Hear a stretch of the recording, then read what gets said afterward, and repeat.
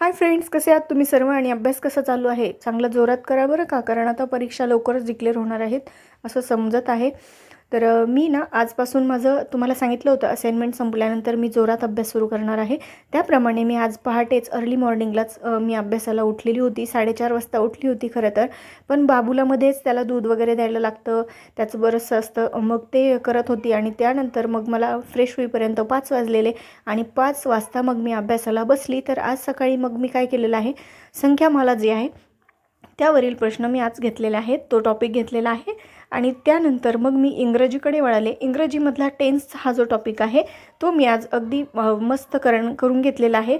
त्याचे सर्व जे टेन्सेसचे स्ट्रक्चर आहेत ते छान पाठांतर केलेले आहेत आणि पाठ झाल्याच्या नंतर लिहूनसुद्धा काढलेले आहेत. म्हणजे आता ते परफेक्ट माझ्या डोक्यामध्ये बसणार आहेत.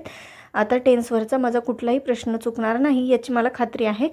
त्यानंतर आता मी असं ठरवलेलं आहे की माझं इंग्रजीचा थोडा अभ्यास माझा चालू होता, त्यामुळे एकार्धा म्हणजे पोर्शन जो आहे, टॉपिक जे आहेत ते माझे झालेले आहेत कवर.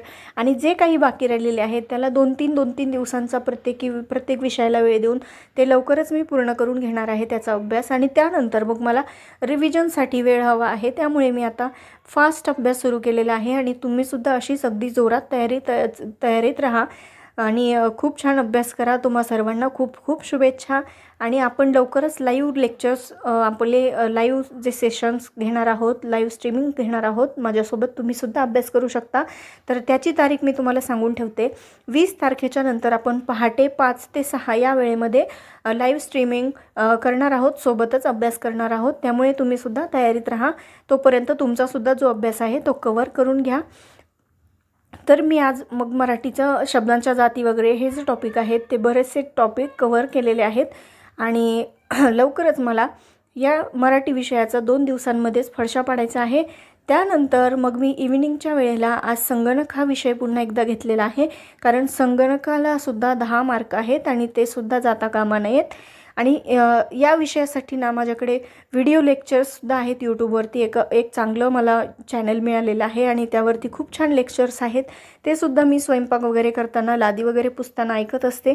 त्याचीसुद्धा मला खूप छान हेल्प होते. तर हा होता माझा आजचा व्हिडिओ.